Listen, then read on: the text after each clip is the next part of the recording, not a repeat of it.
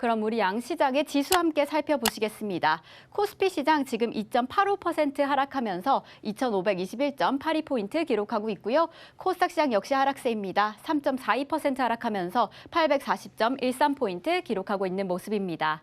그럼 조금 더 자세한 우리 시장 상황은 전문가님께 여쭤보도록 하겠습니다. 자, 지난주에서 경고를 하고 지지난주도 경고를 했었던 흐름이 진짜로 찾아오고 있죠. 2단계 하락 시작입니다. 아직 3단계 하락, 4단계 하락, 5단계 하락 아직 남아 있어요. 계속 이제 하락하는 시장이 남아 있는데 이게 모든 이 종목들에 대해서 이제 언제 오늘이라도 그럼 손절해야 되느냐? 한번 지난주 한번 방송 봐보세요. 상담이 들어올 때마다 이거 뭐하러 갖고 있어요? 지금이나 손절하세요. 현금화하세요. 그런 얘기를 계속했어요. 하루도 아니고 지난주 내내 그 상담을 했고 지지난주도 그렇게 상담을 했습니다. 목요일, 금요일, 지지난주 그러니까 선거 전날까지 선거 다음 날까지 다음 날서부터 6월 1일이 수요일 날이었고 6월 2일이 목요일 날, 6월 3일이 금요일 날 그리고 6월 6일이 월요일 날 현충일 그거 이후에서 화수목금 계속 현금화 대응을 계속 상담할 때마다 현금화 대응 하셔라. 지금 손절하셔라. 라고 얘기를 했죠. 근데 오늘은 현금화 대응하는 얘기하지 않죠. 늦었습니다. 그러니까 지난주 그렇게 강하게 얘기를 하고 공개방송에서 들어와라. 강하게 설명해 주겠다. 정말 피를 토하듯이 욕만 안 했지 굉장히 강하게 얘기했습니다. 지금 이정 전문가가 지난주, 지지난주 공개방송에서 얼렁설렁하면서 현금화 대응 해도 되고요. 안 해도 되고요. 뭐 시장 좋습니다. 이런 식으로 얘기했는지 한번 가보세요. 절대 그렇게 얘기 안 했어요. 무조건 빠진다. 지금 이제 앞으로 마이너스 50% 나올 건데 지금 현금화 대응 안 하겠느냐? 지금 당장이나 하라. 이게 지난주, 지지난주 6월 2일, 6월 3일 날, 6월 7일 날, 8일 날 했던 얘기들이에요.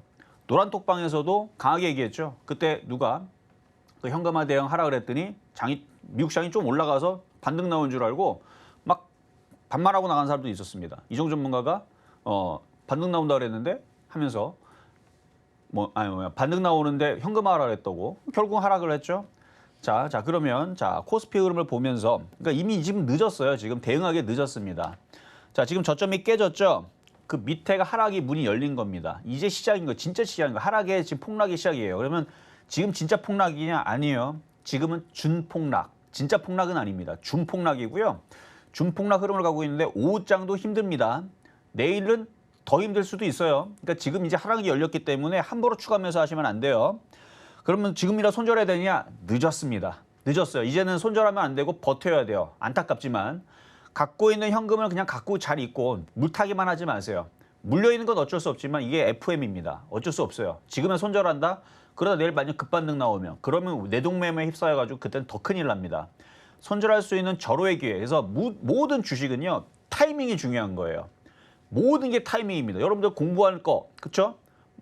뭐든지 인생에서 공부할 시기가 있는 거고 건강한 시기가 있는 거고 그게 다 타이밍이거든요.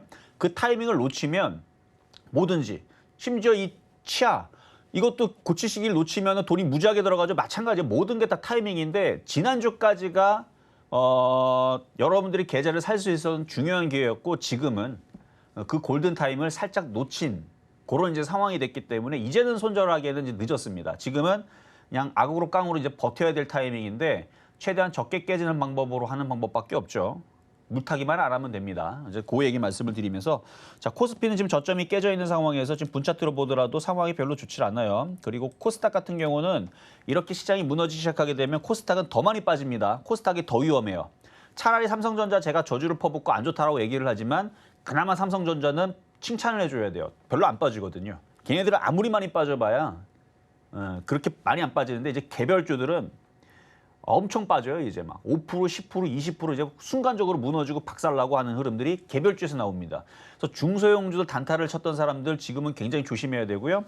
그리고 하나의 전략을 더 드리면은 이거 굉장히 중요한 전략인데 오늘 공개 방송이 없어가지고 이따가 신한수에 들어오게 되면 이번에 FOMC 이후에서 이게 단타가 될지 안 될지 궁금한 사람들 있죠.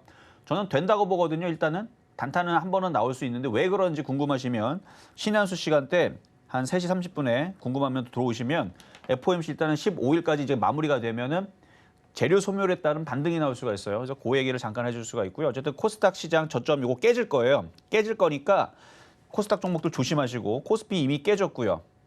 그리고 오늘 장중 수급 보면은 오늘 외국인들 매도하죠. 자 프로그램 보면은 프로그램 오늘 1,300억 지금 매도하고 있죠. 전날까지 거의 6천억 가까이 매도했고 코스닥도 매도하고 있고 뭐 올라갈 이유 하나도 없어요. 거기다 뭐 삼성전자 얘가 시가총액 380조 정도 하는데 삼성전자 전체 코스피 시총이 대략 그 평균적으로 1,500억 정도 1,500조 정도 합니다.